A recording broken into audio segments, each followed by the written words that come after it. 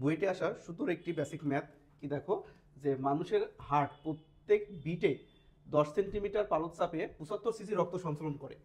হৃদযন্ত্রের স্পন্দন সংখ্যা প্রতি মিনিটে 72টি ধরে এর ক্ষমতা নির্ণয় করো, যেখানে আমাদের পারদের ঘনত্বের মান দেওয়া আছে।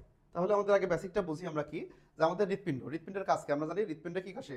হৃৎপিণ্ড রক্ত যখন আসে, রক্তকে পাম্প করে আবার শরীরের সব দিকে ছড়াই দেয়। তাহলে এই যে হৃৎপিণ্ডের সংকোচন প্রসারণের জন্য কি হয়, হৃৎপিণ্ডের প্রতিনিয়ত আমাদের একটা নির্দিষ্ট আয়তনের রক্তকে একটা নির্দিষ্ট চাপ প্রয়োগ করে শরীরের চারিদিকে ছড়াই দিচ্ছে। ফলে হৃৎপিণ্ড প্রতিনিয়ত কি করছে, একটা নির্দিষ্ট পরিমাণ কাজ করছে।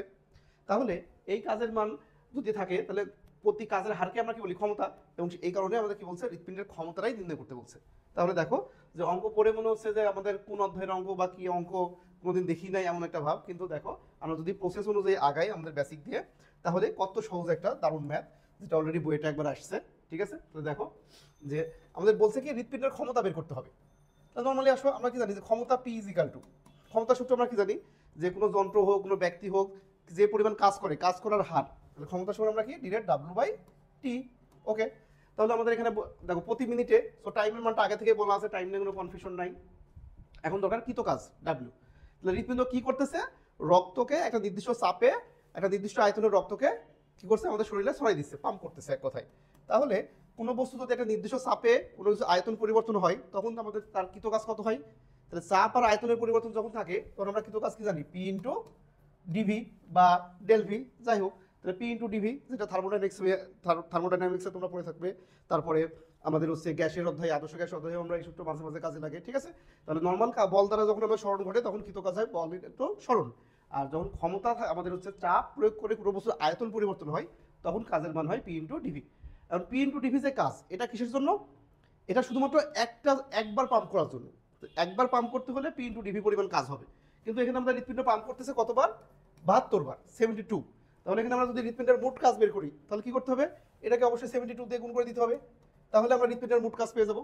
তাহলে একবার পাম্প করতে কৃত কাজ পি ইন্টু ডিভি, তাহলে 72 বার তাকে পাম্প করতে হলে কতবার কাজ করতে হবে, এর অত গুণ বেশি। তাহলে পি ইন্টু ডিভি ইন্টু 72। আর টাইম কত ছিল, টাইম আমাদের ছিল 1 মিনিট। তাহলে 1 মিনিটে আমরা 60 সেকেন্ড। ওকে, তাহলে এখন আমরা যদি জাস্ট চাপ আর আয়তনের মানটা বসাই দিই, তাহলে কিন্তু আমাদের অ্যান্সার হয়ে গেল। তাহলে কত সহজ দেখো, এক লাইনের ম্যাথ কত সুন্দর একটা চমৎকার ম্যাথ। ঠিক আছে, পুরোটাই বেসিক থেকে। এখন আসো যে আমরা যদি একটা পুরোপুরি সমাধানই করে ফেলি, তাহলে চাপের মানটা আমরা কিভাবে পাবো। এটা হচ্ছে বড় পি, ঠিক আছে, পাওয়ার, আর এটা হচ্ছে আমাদের স্মল পি বা চাপ। তাহলে চাপের মান আমরা কি জানি, যে পারদের কি আছে, 10 সেন্টিমিটার হাইট দেওয়া আছে। তাহলে পারদের হাইট যখন দেওয়া থাকবে, তাহলে আমরা চাপের মান পি ইজিক্যাল টু কত, এইচ রো জি। সো আমাদের মানগুলো বসাই দিই, 10 সেন্টিমিটার, তার মানে এইচ এর মান 0.01, সবগুলো আমরা এসে এককে কনভার্ট করে নিব। ঠিক আছে, রো পারদের ঘনত্ব কত দেওয়া আছে দেখো, 13.6 গ্রাম পার সিসি।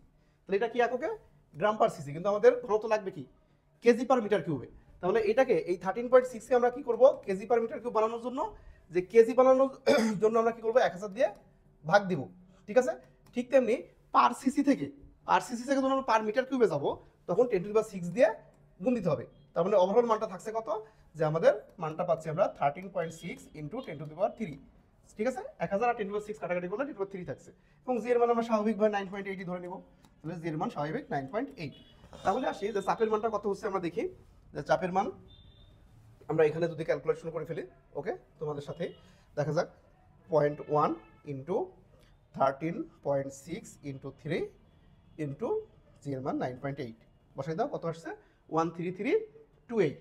তাহলে 13328, তাহলে এটা কিসের, নিউটন পার মিটার স্কোয়ার। যেহেতু আমরা সবগুলো এসে এককে নিয়ে নিছি, তাহলে চাপের মান কিন্তু নিউটন পার মিটার স্কোয়ার এসে এককে চলে আসছে।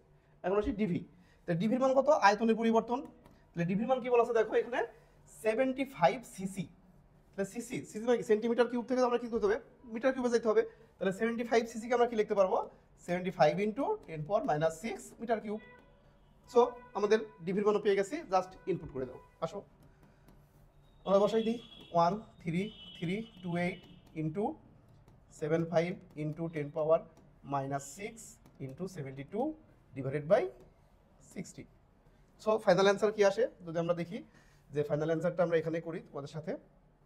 দেখো অ্যান্সারটা একবারে তাহলে ক্লিয়ার হয়ে যাবে। 13328 ইন্টু 75 ইন্টু -6 ইন্টু 72।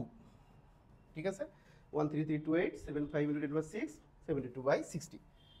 ওকে, তাহলে আমাদের কত আসছে 1.19, তার মানে 1.2 আমরা ইউজ করতে পারি, ঠিক আছে। 1.2 লেখক কি হবে ওয়াট, ঠিক আছে। তাহলে আমাদের হৃৎপিণ্ডের ক্ষমতা কত 1.2 ওয়াট। তাহলে আমরা যে এই যে প্রতিনিয়ত রক্ত সঞ্চালন করছি, যদি এইটাই হয় পারদ যদি এটা হয়, এই পরিমাণ রক্ত যদি পাম্প করে, তাহলে হৃৎপিণ্ডের ক্ষমতা হবে 1.2 ওয়াট। তার মানে প্রতি সেকেন্ডে হৃৎপিণ্ড কি করতেছে 1.2 জুল কাজ সম্পাদন করতেছে।